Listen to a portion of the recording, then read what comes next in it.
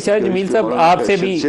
आप अगर आप इन मसवदे 3 मुख्तलिफ मसवदे अभी गुजरे हैं, 2 हमारे पास हैं, तीसरा भी मेरी नज़र से नहीं गुजरा, तो आपकी नज़र से भी ये तफसीलात गुजरी होंगी कि हाई कोर्ट के जजेस की ट्रांसफ़र, हाई कोर्ट का दायरा इख्तियार, और इसी तरीके से सुप्रीम कोर्ट से 184 के हवाले से प्रोविजन और हाई कोर्ट से 199 के हवाले से प्रोविजन, और इसी तरीके से एक वफाकी आइनी अदालत जिसको मुकम्मल तौर पर बाख्तियार बना दिया जाए, सुप्रीम कोर्ट को कट टू साइज कर दिया जाए। इसके ऊपर आपकी राय क्या है और आपका तज्जिया क्या है? जी thank you very much Nadeem Malik साहब। मेरी नज़र से एक मसवदा तो गुजरा है, जब मुझे नहीं पता वो पहला, दूसरा है या तीसरा है, लेकिन उसमें वो जो अभी कामरान मुर्तज़ा साहब ने कहा आर्टिकल 8 गालबन नहीं छेड़ा हुआ था, एक फंडामेंटल राइट एक इंक्रीज़ किया 9A जो मैंने पढ़ा। इसमें सबसे पहले तो मैं बड़ी हैरानगी है इस बात की कि एक ही वीकेंड पे संडे वाले दिन जिस तरीके से इसको आइन को बदलने की कोशिश की गई है, और जो प्रोसीजर रूल्स हैं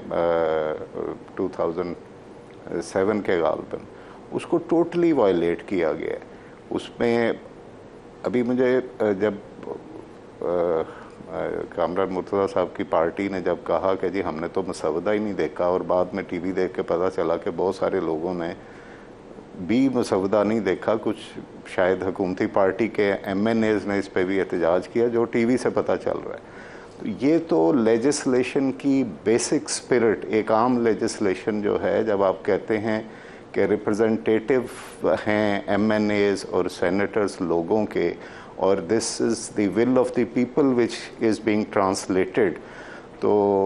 वो ट्रांसलेट कैसे हो रही है जब आपने वो मसवदा ही नहीं दिखाया और फिर आपने उस पर कोई बहस ही नहीं की, किसी से ओपिनियन ही नहीं ली। यहाँ पे मुझे याद पड़ता है, मैं पिछले दिनों एक रिसर्च कर रहा था, इंडिया ने अपना इनकम टैक्स का लॉ बदला, उन्होंने ड्राफ्ट जो है उसका वो कोई 1 साल पहले मार्केट में दे दिया कि जिसने इस पे ऑब्जेक्शन लेना है, अपनी इनपुट देनी है वो दे, और फिर उसके बाद उसमें अमेंड करके फिर उसको बहस करवाई जाएगी। पाकिस्तान में क्या हो रहा है, किस तरह की लेजिस्लेशन हो रही है, पहले तो ये बहुत ही हैरान कुन है, और डेमोक्रेटिक पार्टीज़ की तरफ से अगर ये एक्सरसाइज हो रही है तो अल्लाह ही रहम करे इस मुल्क पे। दूसरी 50-60 आइन के आर्टिकल हैं जस्टिस साहब जिनको छेड़ा जा रहा है, और छेड़ा इस तरीके से जा रहा है कि रात को 2 बजे कामरान साहब ने कहा कि इनको मसवदा दिया गया है।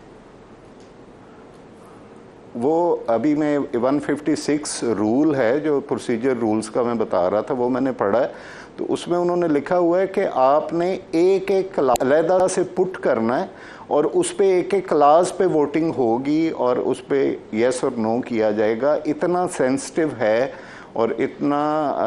वो क्या कहते हैं स्ट्रिक्ट प्रोसीजर है कॉन्स्टिट्यूशनल अमेंडमेंट को पास करने का। यहाँ पे तो पूरी की पूरी 50-60 जो अमेंडमेंट्स हैं उसका किसी को पता ही नहीं है, और उसमें जो है वो अपनी मर्ज़ी से तब्दीलियाँ भी कर रहे हैं, और 3-4 मसवदे आ गए हैं। This very very very alarming and astonishing कि ये लेजिस्लेशन पाकिस्तान में किस तरीके से हो रही है। आपका दूसरे सवाल का दूसरा हिस्सा था इंडिपेंडेंस ऑफ जुडिशरी, तो मैं ये अर्ज़ करूँगा कि इंडिपेंडेंस ऑफ जुडिशरी जो है ये सेलिएंट फीचर है कॉन्स्टिट्यूशन का। It is not that simple कि आप सिंपली कह दें कि जी जुडिशरी जो है वो एक तीसरा पिलर है स्टेट का और उसको इंडिपेंडेंट होना चाहिए। Right from the objective resolution आप वहाँ पे पढ़ें, और फिर that has been made part of the constitution, और उसके बाद जब ये बाकी आपको क्लाजेज आप कॉन्स्टिट्यूशन की पढ़ते हैं तो ये जो क्या कहते हैं गार्डियन ऑफ द कॉन्स्टिट्यूशन है जुडिशरी, उसने 2 चीज़ें बेसिक फंक्शन हैं। मैं 10 साल बेंच पे रहा हूँ और मैं तो वहाँ भी वोकली कहता रहा हूँ कि हमारा बेसिक काम जो है वो फंडामेंटल राइट को इन्फोर्स करना है और कॉन्स्टिट्यूशन को प्रोटेक्ट करना है। Constitution is a document which is will of the people. Will of the people को जिस तरीके से, इस तरह तो आम लेजिस्लेशन को नहीं छेड़ा जाता जिस तरह ये कॉन्स्टिट्यूशन में अमेंडमेंट लेके आ रहे हैं। और दूसरी जो ये तो दीवार पे लिखा हुआ है, मेरी ओपिनियन की इस पे ज़रूरत नहीं है कि इसके पीछे नीयत जो है, this not bonafide amendments in the constitution, आप जैसे सब लोग कह रहे हैं कि ये पर्सन स्पेसिफिक हैं या किसी को फिक्स करने के लिए ये सारी की जा रही हैं या किसी को प्रमोट करने के लिए की जा रही हैं, अगर ये बात है जो कि डीड से भी नज़र आ रहा है और जिस तरीके से जितनी उजलत में ये सारे काम किए जा रहे हैं उससे भी नज़र आ रहा है, तो आप अगर पाकिस्तान को वाकई चाहते हैं कि ये एक मुल्क रहे और कानून के मुताबिक, कॉन्स्टिट्यूशन के मुताबिक चले, तो इस पे थोड़ा सा रहम कीजिए और इतना ज़्यादा अपनी पॉलिटिकल मोटिव्स को और अपनी हुकूमत को, आप 5 साल हुकूमत कर लेंगे लेकिन ये अमेंडमेंट्स तो अगले 50 साल हमें तंग करती रहेंगी और इस मुल्क को डीरेल कर देंगी। और हमने ये माजी में भी देखा, अल्लाह पाक के हुक्म से मुल्क कायम रहेगा। जैसे साहब आपको और हमें आवाज़ उठानी पड़ेगी इसके लिए, सच्चाई के लिए और हक बात के लिए इंशाल्लाह आवाज़ भी उठाएंगे और ये मामला आगे चलेगा।